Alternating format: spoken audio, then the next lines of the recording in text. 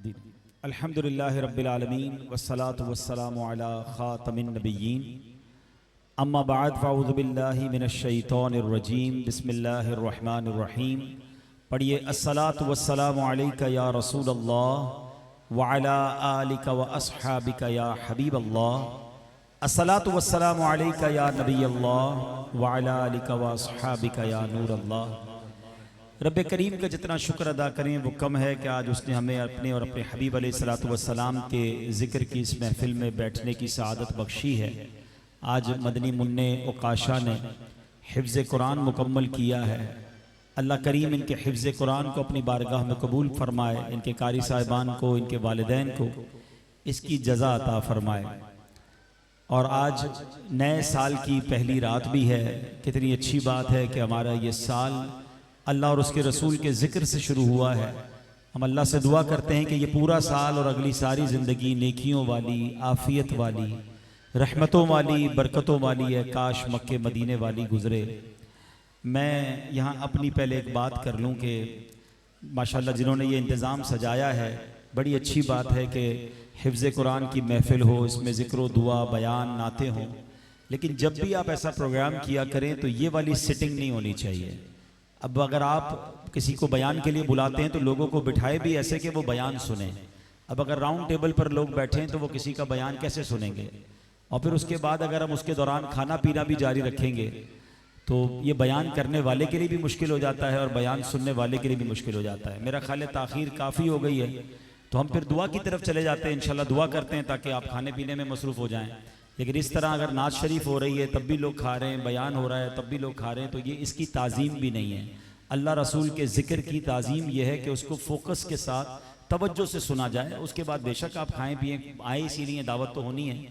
بہرحال میں دو تین باتیں عرض کر دیتا ہوں، چونکہ آیا ہوں تو حاضری لگا لیتا ہوں، پھر دعا کرتے ہیں کہ حفظ قرآن یہ کتنی بڑی نعمت ہے کہ احادیث میں یہ مضمون ملتا ہے کہ جس نے قرآن کو یاد کیا، اس کے حلال کو حلال جانا اور حرام کو حرام جانا، تو وہ اپنے خاندان والوں کے 10 ایسے افراد کی شفاعت کرتا ہے کہ جن پر گناہوں کی وجہ سے جہنم واجب ہو چکا ہوتا ہے۔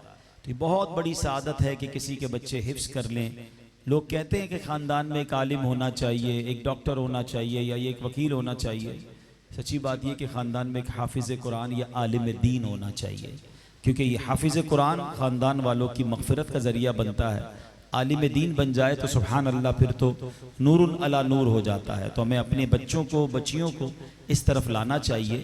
البتہ جب حافظ قرآن بنا لیں تو پھر اس میں ایک عرض یہی ہے کہ حافظ قرآن بننا تو آسان ہے، اس کو باقی رکھنا مشکل ہے۔ نارملی اس ایج میں ہم حافظ بنا لیتے ہیں، مگر اس کے بعد کیا ہوتا ہے کہ اس کے بعد بچہ دوسری فیلڈ میں لگ جاتا ہے اور بہت سارے بچے حفظ قرآن بھول جاتے ہیں۔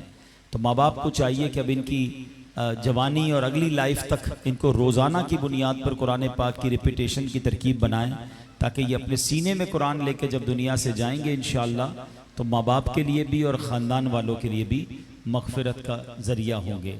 یکم محرم الحرام ہمیں ایک بڑی عظیم ہستی کی یاد دلاتا ہے، مسلمانوں کے دوسرے خلیفہ، مسلمانوں کے دوسرے امیر المومنین حضرت عمر فاروق اعظم رضی اللہ تعالیٰ عنہ۔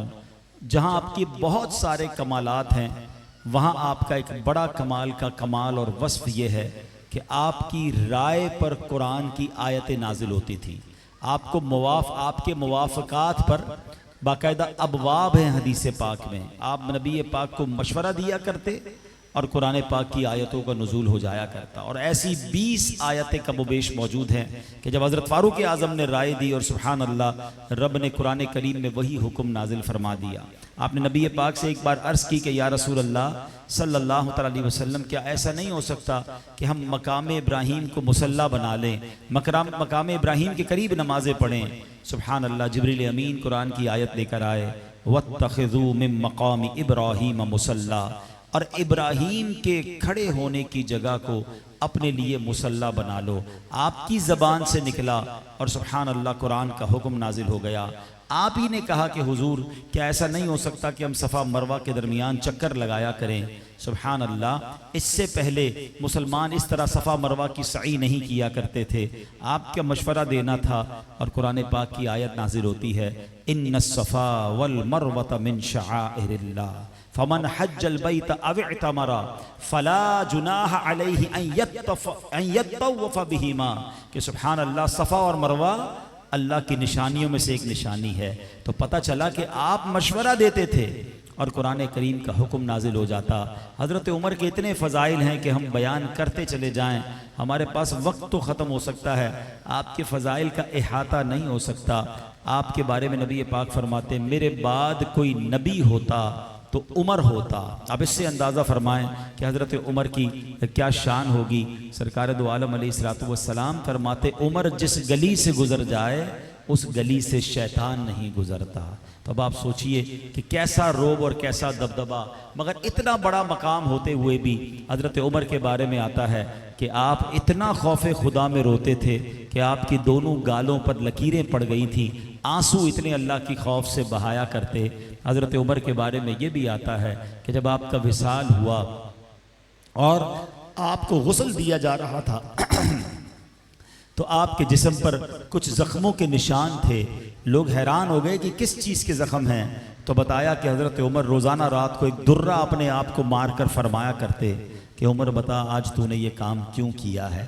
اپنے آپ سے سوال کرنے کے عادی تھے، خود احتسابی کیا کرتے تھے. سبحان اللہ، یہ ہم سب کو درس ملتا ہے کہ کیا ہم اپنے آپ سے سوال کرتے ہیں کہ آج دن ہم نے کیسے گزارا، آج دن میں کتنی نمازیں پڑھی، کتنی سنتوں پر عمل کیا، یا آج ہم سے کون کون سی خطائیں ہو گئیں. الحمدللہ دعوت اسلامی کے ماحول میں ایک رسالہ ہمیں دیا جاتا ہے نیک اعمال، جس کو مدنی انعامات بھی کہتے تھے. اس میں ہم سے سوال کیا جاتا ہے کہ ہم نے آج کا دن کیسے گزارا، کس طرح دن ہم نے گزارا.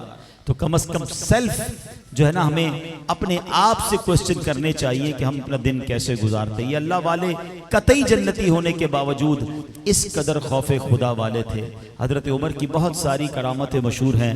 ایک بار کیا ہوا کہ مصر کے لوگ نے حضرت عمر فاروق رضی اللہ تعالیٰ کو خط لکھا کہ حضور ہمارے یہاں پر ایک عجیب سی رسم ہے کہ ہر سال ایک عورت کو سجا کر اس دریائے نیل میں ڈال دیا جاتا ہے، اور ان کا ماننا یہ ہے کہ کسی لڑکی کو اگر اس پہ غرق نہیں کیا جائے گا تو دریائے نیل خشک ہو جائے گا. حضرت عمر فرماتے ہیں کہ ایسے رواج ہمارے دور میں کیسے باقی رہ سکتے ہیں. آپ نے دریائے نیل کو خط لکھا اور اس خط میں لکھا کہ اے دریا، اگر تو اپنی طرف سے جاری ہوتا ہے تو خشک ہو جا، ہمیں تمہاری کوئی ضرورت نہیں، اور اللہ کے حکم سے اگر جاری ہوتا ہے تو اب حکم یہ ہے کہ تم نے ہمیشہ جاری رہنا ہے. آپ نے وہ خط لکھ کر کہا کہ جا کر اس کو دریائے نیل میں ڈال دینا. وہ دن ہے، آج کا دن ہے، دریائے نیل کبھی خشک نہیں ہوا. وہ جو غلط رواج تھا، رسم تھی، آپ نے اس کو بھی ختم فرمایا. تو اے میرے پیارے اسلامی بھائیوں، آج یکم محرم الحرام حضرت عمر فاروق رضی اللہ تعالیٰ کی شہادت کا دن ہے، اور انشاءاللہ اگلے کچھ دنوں کے بعد ہم کربلا والوں کی یاد اور ان کی شہادت کا ذکر منائیں گے. اگر آپ غور کریں، اسلامی سال کا پہلا مہینہ محرم الحرام یہ بھی قربانی کا درس دیتا ہے، اور اسلامی سال کا آخری مہینہ ذوالحجہ یہ بھی قربانی کا درس دیتا ہے. وہ کربلا والوں کی قربانی ہے، وہ امام حضرت ابراہیم حضرت اسماعیل کی قربانی ہے. ان قربانیوں سے پیغام کیا ملتا ہے؟ سبحان اللہ، کہ اسلام پھیلانے میں قربانیوں کا بڑا عمل دخل ہے. ہم آج کیا کر رہے ہیں؟ ہم تو کسی چیز کی بھی قربانی نہیں دے رہے، ہم وقت بھی نہیں دے رہے، اپنی خواہشات کی قربانی بھی نہیں دے رہے. انہوں نے تو اپنی جانیں قربان کر دی. ہم سب کو یہ سوچنا ہے، ہماری تمنا بھی ہے کہ قیامت کے دن کربلا والوں سے ملاقات ہو، قیامت کے دن ہماری صحابہ کرام علیہ رضوان سے ملاقات ہو. مگر آپ سوچیں کہ ہم نے کوئی اپنے حصے کا چراغ جلایا ہے کہ نہیں؟ ہم نے ان کے پاس جانا ہے، تو اپنی آخرت کی ہم تیاری کریں. حضرت عمر کو نماز سے کتنا پیار تھا کہ جب آپ زخمی ہو گئے، قاتلانہ حملہ ہوا، آپ بے ہوش ہو گئے، اور ہوش میں آنے کے بعد آپ پوچھتے ہیں کہ کیا نماز کا وقت باقی ہے؟ اور پھر آپ نے فرمایا کہ جس کی نماز نہیں ہے اس کی ایمان کی پختگی نہیں ہے. اب ذرا غور کیجئے، حضرت عمر زخموں سے چور ہو کر پہلے نماز کا پوچھیں. امام حسین کربلا میں تلواروں کے سائے میں نماز نہ چھوڑیں. یہ ہمیں بتا رہے ہیں کہ نماز کسی حالت میں اس کی چھوڑنے کی اجازت نہیں ہے. اب ہم سوچیں کہ ہم اپنے گھروں میں بیٹھ کر نمازیں ضائع کر دیں، اپنے کاروبار میں بیزی ہو کر نمازیں ضائع ضائع کر دیں اور پھر کہیں میں پنجتن کا غلام ہوں، میں صحابہ سے محبت کرنے والا ہوں. یہ تو صحابہ اور پنجتن کی زندگی ہمیں پیغام دے رہی ہے کہ ہمیں کسی صورت میں کسی حال میں نماز کو قضا نہیں کرنا. تو آج پہلا سال کا اسلامی سال کا پہلا دن ہے، آئیے آج یہ اچھی نیتیں کر لیں کہ انشاءاللہ آج کے بعد ہماری کوئی نماز قضا نہیں ہوگی. انشاءاللہ اب یہ سال ہم نیکیوں والا سال گزاریں اور پھر ہم اللہ کریم سے دعا کریں گے کہ اللہ اپنی کرم سے اپنی رحمتوں سے یہ سال بھی اور ہماری بقیہ زندگی بھی عافیتوں والی، رحمتوں والی اور برکتوں والی بنا دے.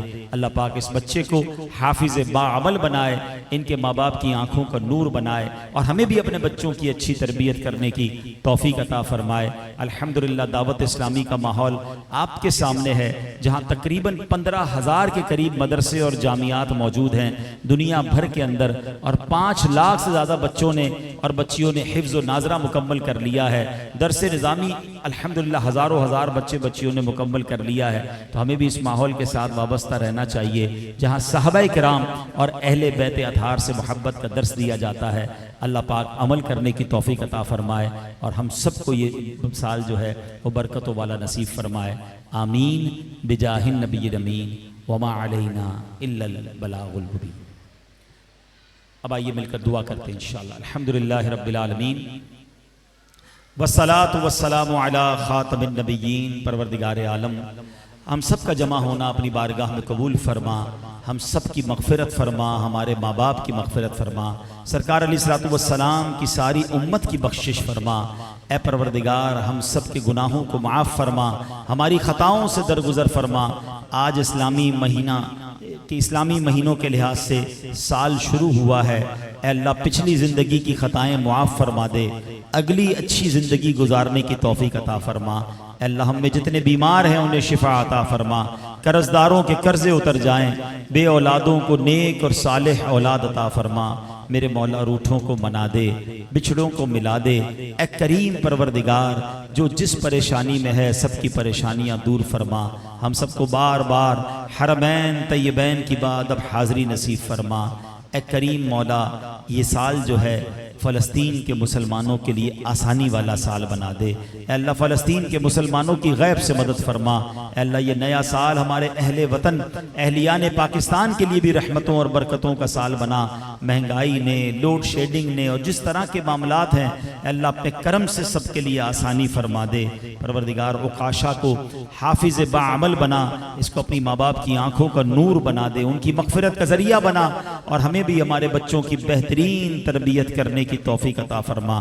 اللہم رب یسر ولا تعسر وتمم لنا بالخیر یا فتاح وبک نستعین وافوض امری الی اللہ ان اللہ بصیر بالعباد لا الہ الا انت سبحانک انی کنت من الظالمین ببرکت ان اللہ وملائکتہ یصلون علی النبی یا ایہا الذین آمنوا صلوا علیہ وسلموا تسلیما. صلی اللہ علی النبی الامی وآلہ صلی اللہ علیہ وسلم صلاۃ و سلاما علیک یا سیدی یا رسول اللہ. جب دمیں واپسی ہو یا اللہ، سامنے ہو روضہ رسول اللہ اور لب پہ ہو لا الہ الا اللہ محمد رسول اللہ. ادب و شوق کے ساتھ صلاۃ و سلام کے دعا شامل. مصطفیٰ جان رحمت پہ لاکھوں سلام، شمع بز میں